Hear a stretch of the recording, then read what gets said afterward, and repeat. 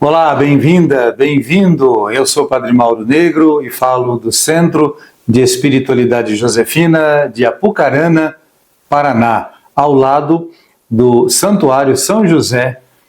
E aqui nós falamos, nós buscamos, nós encontramos, nós propomos São José, parte do mistério de Cristo Jesus com Maria.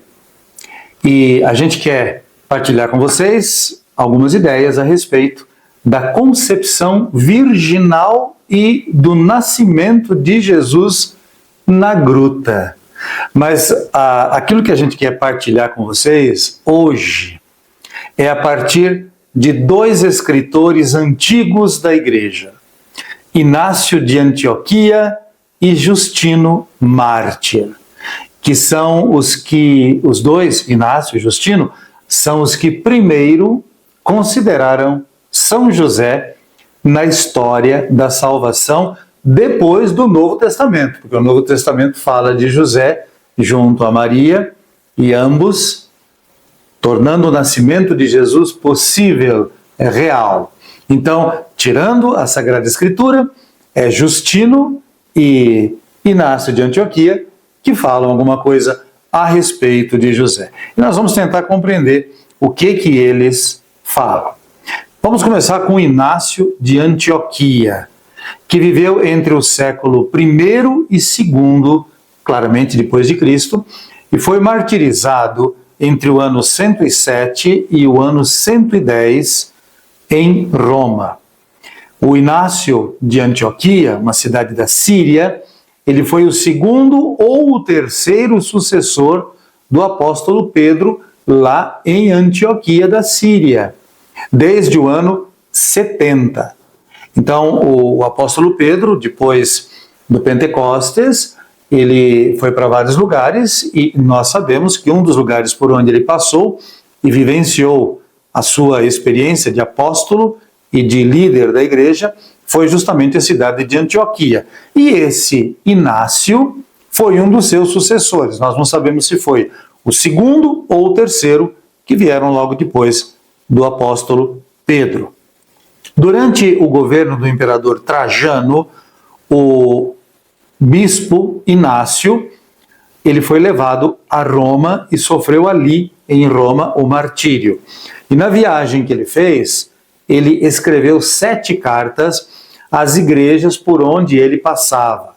Nas cidades aonde ele passava, a viagem foi longa, então ele escrevia cartas para as igrejas. Bem, o Inácio de Antioquia, ele não fala diretamente sobre São José, mas é o conjunto dos argumentos que Inácio usa e propõe que conduz esse conjunto dos argumentos de Inácio, conduz à historicidade de Jesus.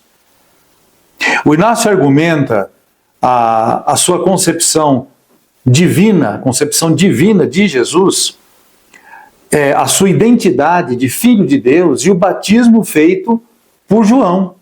Tudo isso que prepara a morte, a paixão, a morte e a ressurreição de Jesus.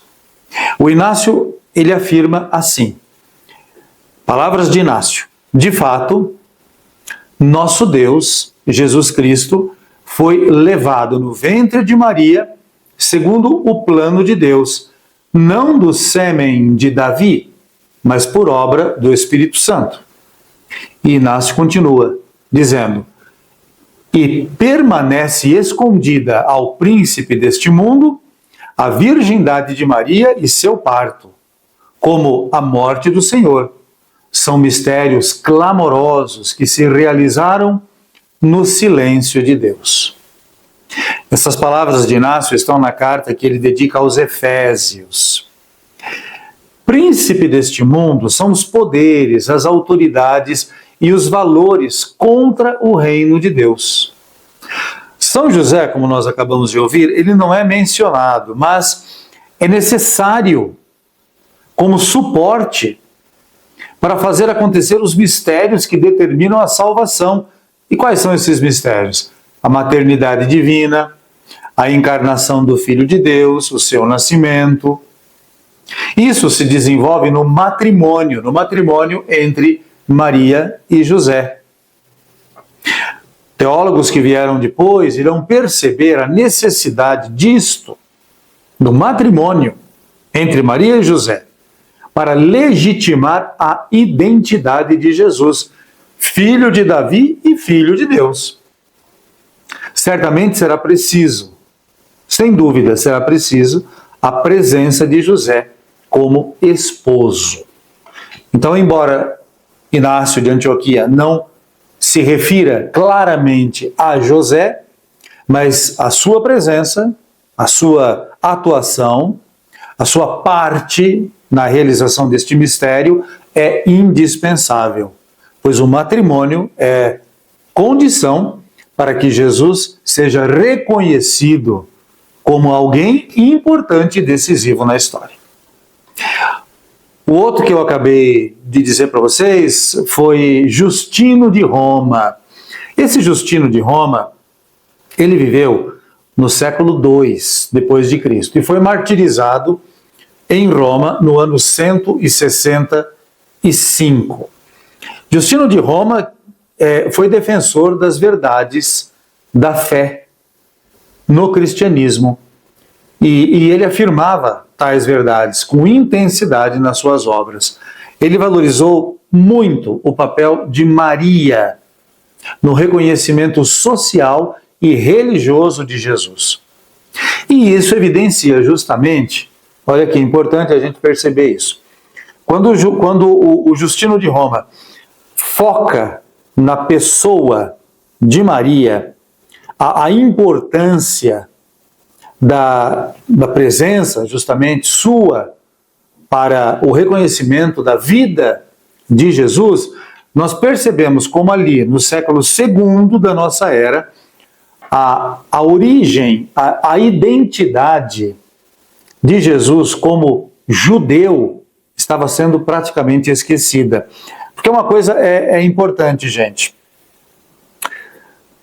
No início do cristianismo, a fé cristã e a fé judaica acabaram se separando muito.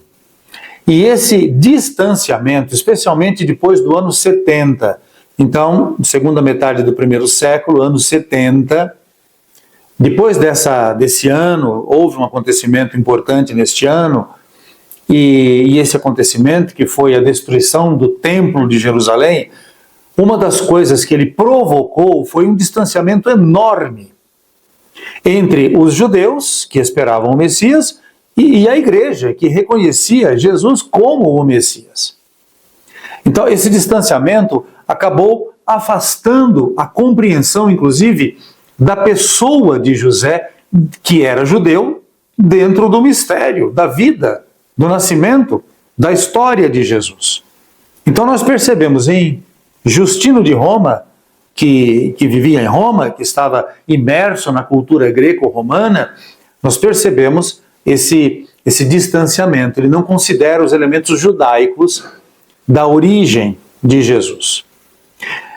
O Justino de Roma, ele lê o texto de Mateus, capítulo 1, versículos 18 a 20, que narram a visita do anjo a José em sonho. E ele afirma, o Justino, que o José desejava, entre aspas aqui, banir Maria. Esta interpretação, banir, excluir Maria do matrimônio, essa interpretação que eu já ouvi muitas vezes em pregações no dia de São José e em outras ocasiões, essa interpretação vem por causa de uma tradução que é questionável do verbo apolissai, um verbo da língua grega. O Evangelho segundo Mateus, escrito em grego, tem este verbo apolissai, que quer dizer, entre tantas coisas, dispensar, desligar, pode também querer dizer afastar, banir, já é uma interpretação muito forte para este verbo. Eu fico com a interpretação desligar. Mas Justino usa a palavra banir, banir Maria do matrimônio. E essa interpretação de Justino, no início, na metade do segundo século da nossa era, essa interpretação é que vai fazer as traduções dos evangelhos nas línguas modernas serem confusas ou conduzirem à confusão quando se deseja entender o relacionamento de José com Maria naquele momento dramático ali da anunciação, a ela e também a ele. A ela no Evangelho segundo Lucas, a ele no Evangelho segundo Mateus. O Justino, ele apresenta José tentando compreender Maria. E o Justino de Roma entende que José, ele no sonho, ele tem essa visão extraordinária e ele tem um certo temor do que está acontecendo com Maria. Note que ele não considera que José é o filho de Davi, ele não considera que José é um homem justo, e por ser um homem justo, nós sabemos que por ser um homem justo, ele permite que Deus haja saindo do espaço que é de Deus. Justino não pensa assim. Por quê? Porque ele está distante do pensamento judaico. Nós começamos a perceber a distância entre os cristãos e os judeus, justamente por causa dessa incompreensão da figura de José. E com isso, acaba-se não compreendendo o papel decisivo que José tem dentro da gravidez que Maria vivencia. Quando o autor Justino, o escritor Justino de Roma, entende desta maneira o desejo de José se afastar de Maria. Bani-la? Não. José deseja desligá-la, sim. Desligá-la de um compromisso matrimonial para que ela possa vivenciar o mistério de Deus que está nela acontecendo. Então José não está saindo de cena. José está permitindo que Deus tome toda a cena, tome conta de toda a cena, de toda a ação. O outro elemento interessante também que a gente pode considerar, o Justino de Roma é muito provavelmente o primeiro escritor cristão que considera que Jesus teria nascido numa gruta em Belém e que os magos vieram da Arábia. Essa é a primeira vez que aparecem esses dados, porque eles não estão na Escritura. Eles não estão no Evangelho segundo Mateus, e nem segundo Lucas. Não se diz que Jesus nasceu numa gruta. Não. E isso começa com Justino. E não se diz que os magos vieram da Arábia. Se diz que eles vieram do Levante, vieram do Oriente, mas não da Arábia. Então nós vemos uma interpretação de alguns textos do Evangelho segundo Mateus, feita por Justino, e interpretações estas que vão determinar e vão ser presentes até aos nossos dias. Além disso, o Justino também, ele afirma que Jesus é um artesão e que teria aprendido esta função, esta profissão, com José. Porém, o Evangelho não cita José como artesão, cita José como carpinteiro, como alguém que é hábil em construir coisas, e não como alguém que é hábil em fazer arte. Mas a gente vê, muitas vezes, em alguns lugares, a invocação de José artesão, e não José carpinteiro. Então, o que é interessante a gente observar, e eu queria justamente chegar nesse ponto, E já falei e vou reforçar a ideia.